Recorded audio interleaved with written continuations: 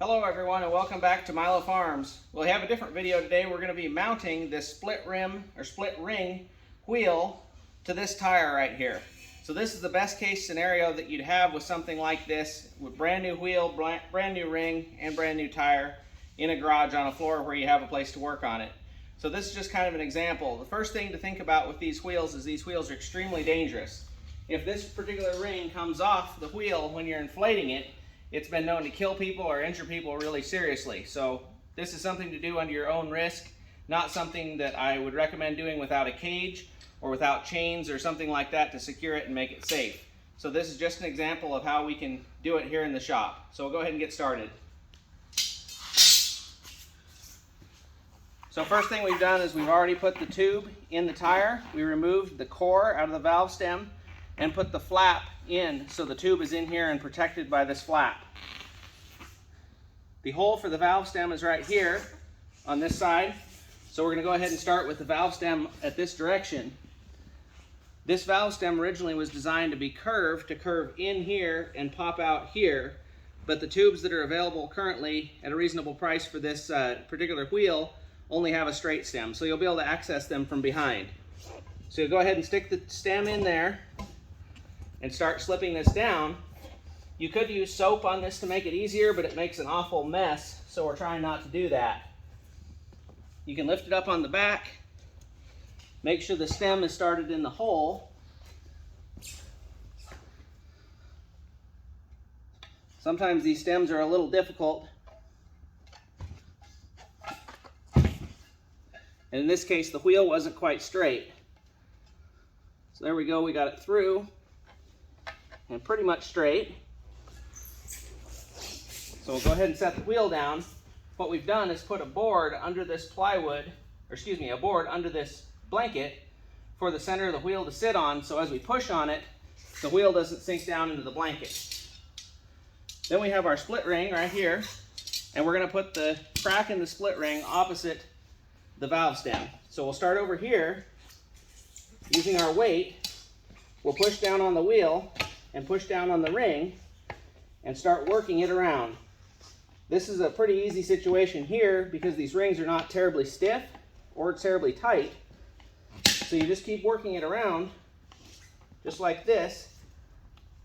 Sometimes you can use a rubber mallet like this and tap on the part you've already done to help seat it in.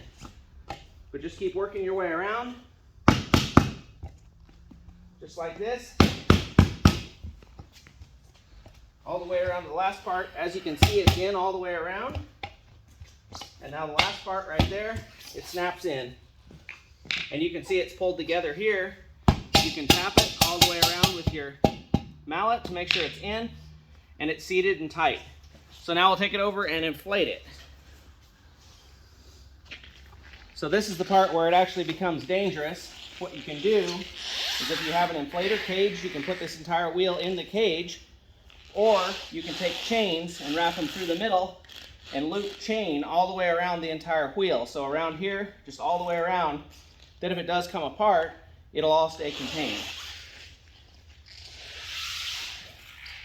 So we'll come over here, got this pointed in a somewhat safe direction. We're standing on the back side of it, and we're going to put just a little bit of air in it with no valve core.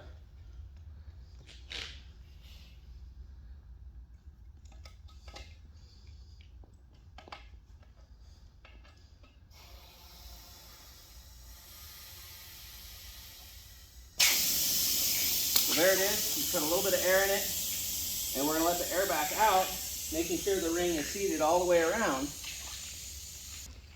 And then using our rubber mallet, we'll tap it one more time to make sure the ring is completely in place.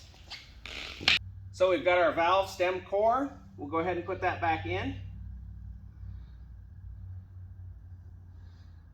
Using the little tool to put the stem back in, or the core.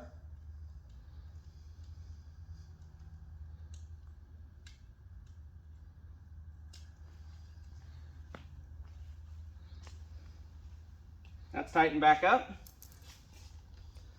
And then before we inflate this for the last time and actually put pressure in it, we'll look at one thing with it. on this particular type of wheel, if you wanted to take it back apart, you would deflate the tire by taking out the core out of the valve stem. Then you would use a screwdriver or a pry bar right here in this notch and pop the ring off right here. Then you would work in the reverse direction all the way back around to get the ring completely off, just like we did in the opposite direction putting it on. So here's the last part. We'll inflate it. Again, we've got it pointed in a safe direction, so if it does come apart, nobody's arms or legs or head is going to be removed. And we'll go ahead and inflate it.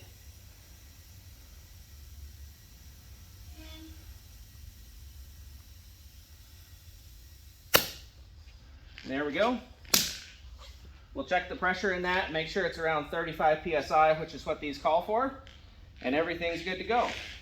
So I hope everybody enjoyed the video. Remember, you can't finish a project without getting started.